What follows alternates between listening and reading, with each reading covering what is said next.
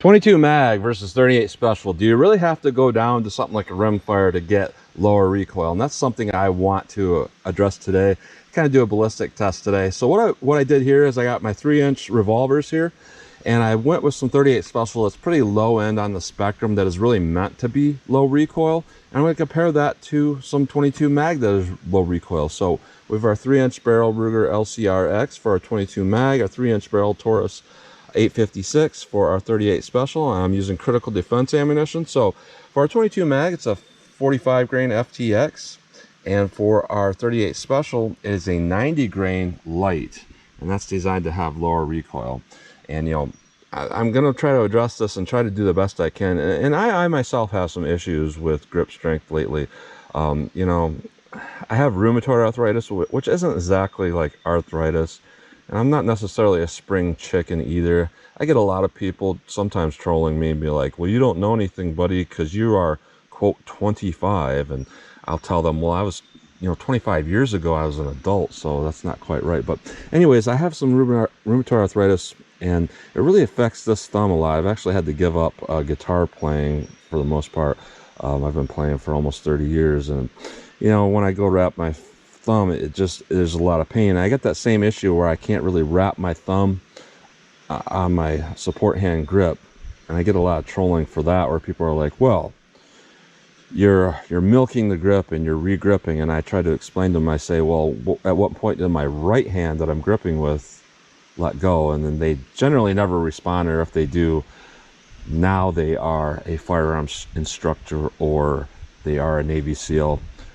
I wish I was making that up, but that's the kind of responses I get. But we're going to see what we actually get and cover some points here. So I'm going to go through the chronograph, see what kind of velocity and accuracy I get at the same time with these.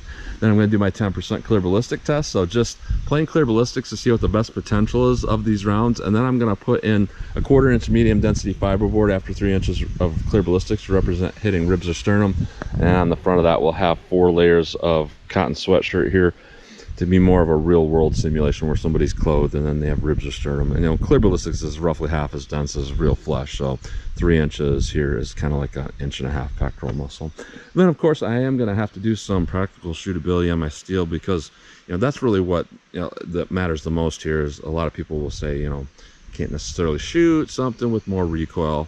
We'll see how that 38 special does, because that is a pretty low recoil. We'll compare that to the 22 mag. So let's get started with this test. All right, first up we have our 38 special is a 90 grain. It is rated at 1200 feet per second. I don't know what barrel length they use, probably a 4-inch barrel. Our 22 mag is half that weight, a 45 grain, rated at 1000 feet per second through a handgun. I believe they may use the 2-inch barrel for that. So 38 special, let's see how close we get to that 1200 feet per second rating. 1015. I pulled that one a little bit because I was thinking there'd be more recoil, so I gripped a little bit tighter and I pulled that shot to the left. So there's almost no recoil with this. 973, 980, 1015, 991. Let me run one more. 1009. So it does look like they are shifting the point of impact in this gun to the left, but that's kind of a normal thing for this particular revolver for me. But I am taken aback by that recoil. There's almost none. So 22 mag rated at 1000 feet per second. Let's see what we actually get here. 1184, 1243, 1214, 1260. No read. 1224. All right, so the point of impact is a little bit low there, but above rated velocity. So when you look at the actual energy numbers, these are getting a little bit close to each other here. So that's good. That's kind of what I want to see. I want to, see the difference between felt recoil. Now, before I move on to the ballistic test, I will say, okay, the recoil was less in this 22 mag, but not by a lot. So let's hit our ballistics gel block and see how these compare for our terminal ballistics performance. And I want to see case ejection with our 22 mag. Perfect. Now, the light doesn't have the nickel plating, but let's see what we get. Perfect. Now it's our ballistic gel black. All right, our best potential into plain gel. Let's see how these do. Here's our 38 special.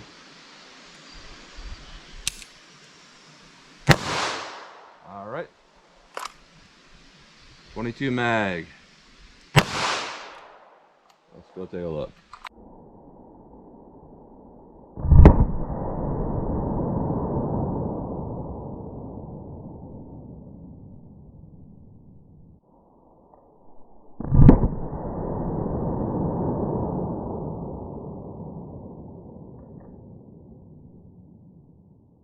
All right, so when you saw me pull that trigger, I just didn't have one lined up to the right chamber. There's nothing wrong with the gun there. Sorry I mentioned that. So I had to pull through again. But what we saw here is some very significant differences here. I can't tell 100% what's going on, but what I can say is with our 38 special, we got a penetration of 9.5 inches, which is not enough penetration for a typical situation, but there is some good expansion there. With our 22 mag, we have an ideal penetration of about 16.25 inches. All that being said here, what I am going to say is, this is just jelly. And jelly does do a pretty good job at simulating flesh, albeit, half as dense. It gives a good simulation of what it does to that bullet, essentially, and how deep it's going to go. But, it's half as dense. But what I mean to say here is that when we put on our rib simulation and we put on our fabric here, that changes everything, because our fabric will limit the penetration the way it would in the real world.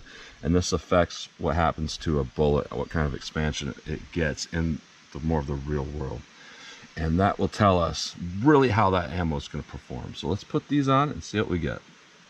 All right, we have our 4 layers of fabric. Let's do our 38 special through our fabric and through our rib simulation. See how 38 special does. All right, because of abnormal performance here, I'm going to run one more, because what I see here doesn't look quite right. So either there's something wrong with that round, or I'm going to confirm that same thing. So let's try it one more time with our 38 special. All right, let's try our 22 mag now. All right, 22 mag, same thing. Let's see what this does. All right, just like with the 38 special, that doesn't seem quite right. So try to confirm the same results. Now let's go take a look.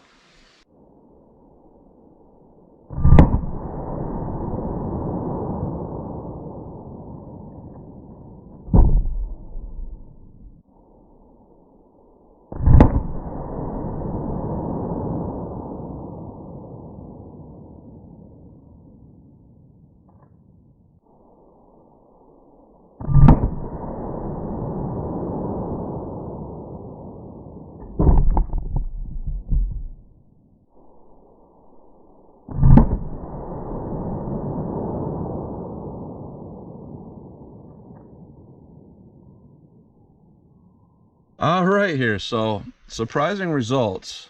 Let's put this up to where we can measure it right. And it does look like I kind of clipped the same edge with our 22 mag, but it still went through its own piece here, and the penetration is identical, so I'm going to count that as fine. 38 special, this is weird. We can see that we definitely have expansion in that first 3 inches, even with that fabric, and we can see that our bottom shot is a little bit more expansion than our top shot here. And that would kind of account for what we're seeing here, which is not good. What we're looking at here, our first shot is 5 1/4 inches of penetration. With our second shot, we have just shy of 8 inches. I'll call it 8 inches. So, critical defense light is very light on its penetration. That is very subpar. Now, that alone would tell me that you should probably never use this for self-defense, just because there's extreme situations and a side shot, maybe even a front shot, you might not get enough penetration with that round. So that's not particularly very good there. With our 22 mag, Our first shot, it fragmented and then kind of sucked back, but we have a penetration of about 9 3/4.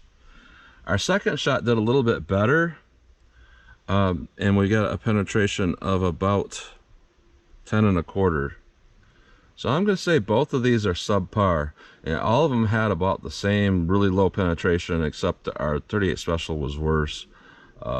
Our 22 mag was a little bit more consistent from what I can tell. In our plain gel shot, it went deep enough. So between both of these, you know, even though that 38 is going to do more damage at what penetration it does go to, it's not enough. Our 22 mag, it's kind of hard to say. You know, with our real world simulation, it wasn't enough. With our plain gel, it was. I'm going to say our 22 mag is just barely enough penetration, but you know, both of these MDF and no MDF showed that that 38 Special is not enough penetration. So let me shoot the steel, see what kind of practical accuracy and shootability I can get with these. All right, so what I want to do is some practical shootability. I'm actually about 11 yards from the target right now, so I'll put a couple on target, do a reload, and then empty that gun on target, see what we can get. You know, I always hear that you can't make shots with the 38 Special or follow-up shots. I've actually heard that. You know, that's something you normally hear with like 357 mag, but what people are saying is they're kind of pushing back that category a little bit, saying that, you know, older people or people with issues, you know, they can't make a shot with the 38 because it's like a 44 to them, but they can with the 22 mag. But I'm just gonna see what I can do here. So 22 mag, I'll do a couple shots and then a reload, see what I can get on target here. 11 yards, 22 mag.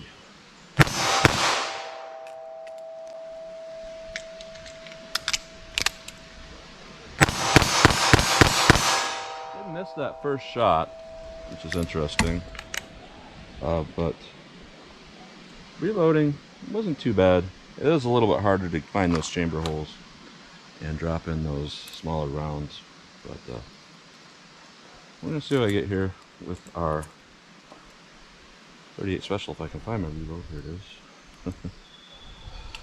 All right, 38 Special, same thing.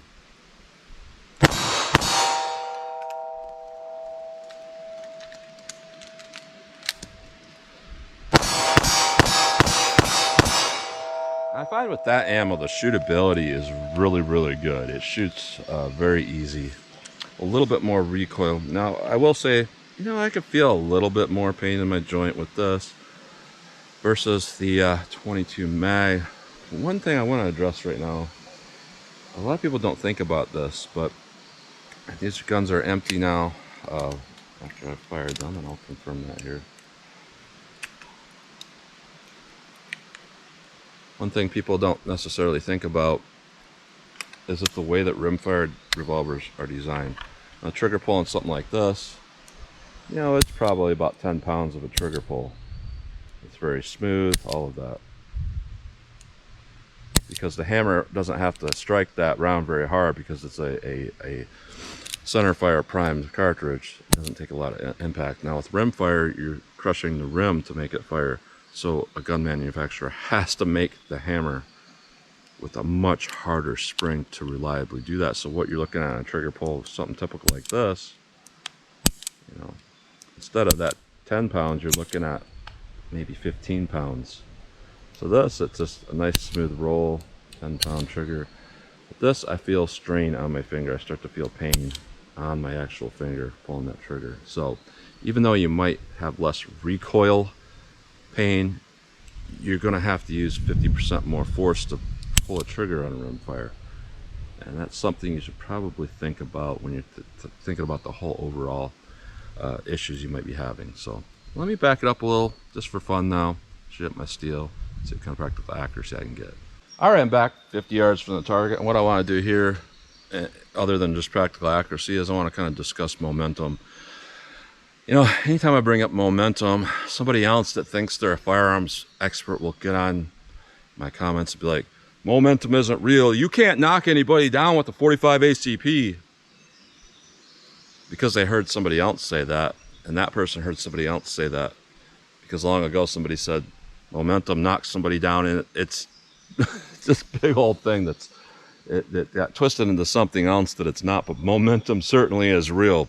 And what momentum is when you fire a bullet, you know, when it's going through air, whether it's going through the target like flesh, all of that, the heavier the bullet, and it, you know, it's going to keep trucking along essentially. Just like if you dropped a baseball or a bowling ball into a pond, you know, the big thing's going to go down real fast through it because it's got momentum going, of that energy going. And it's the same thing when we talk about something like this, is that, you know, 22s, they lose their momentum very quickly. So when you go through air, and I'm 50 yards from the target, which is, you know, 150 feet away, going through that air, by the time it hits that target, there's going to be a lot less energy on the target than what there is with something that's heavier. A classic example would be like 9mm versus 45 ACP. Both leave the muzzle at like, you know, 360 foot-pounds energy. If I'm recalling right, 45 ACP will hit at 100 yards with like something like, I don't know, 320 foot-pounds of energy still. The 9mm will hit with like something like 270 or something like that. It loses more energy. So that can also play a big part in accuracy, because if you lose momentum downrange and that light bullet starts wobbling around, sometimes it's not easy to keep accuracy going on. Now, 50 yards, I don't think that's going to play a big part in accuracy here, but the amount of force hitting the steel should be different. So let's try our 22 mag, see where this hits for me at 50 yards. All right, that's dead center, right where I aimed.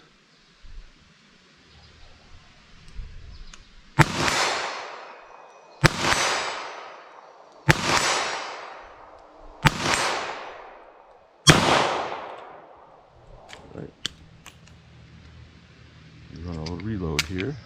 Speed Bees loader works really good for this.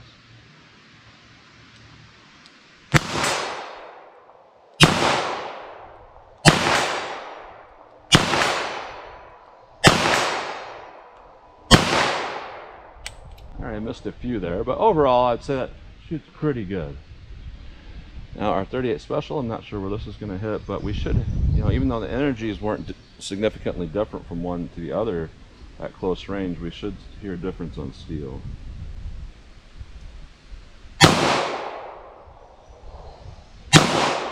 If I can hit the target, and I'm seeing that thing where I was shooting left at close range really play out here. Aim center mass, I hit left off the target. I aim to the right edge of the target, I still hit left off the target. So I'm gonna have to aim off the target to the right, see what happens.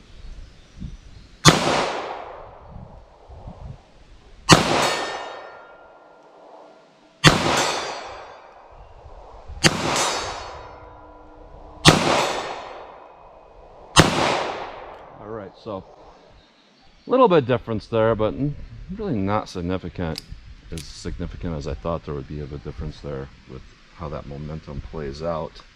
So what we're seeing here, comparing the 22 mag to the 38 Special, at least in this type of test here, what we saw is that if you bring that recoil down with the 38 Special to a level that's close to the 22 mag, I'd say the 22 mag outperforms the 38 Special. But the differences here is you're kind of limited with that 22 mag of what you can do. You can't go up much more powerfully in a handgun than what I got, as where the 38 Special, just using a standard 110 or 125 grain standard pressure, yeah, you have more recoil, but it's going to perform significantly better than this round. And then you go up in the plus Ps and you forget about it. You're talking typical plus Ps are, in a gun like this, about 275 foot-pounds energy, unless you go with like Buffalo Bore, and then you're closer to like 400, as where you're not going to max out beyond like 175 foot-pounds with the 22 mag. But when we bring comparable loads here, I'm going to say here, it's really hard to call this. Between the two of these particular loads with our critical defense, yeah, the 22 mag definitely won this one, because we saw some weird stuff with that critical defense light. You know, no ammo should be put out where it's not penetrating adequately, and it's not. But that's something we see if we get expansion on low-powered rounds like that. So the 38, this particular 38, being a 90 grain at the velocity is, yeah, it performed like a 380 ACP basically.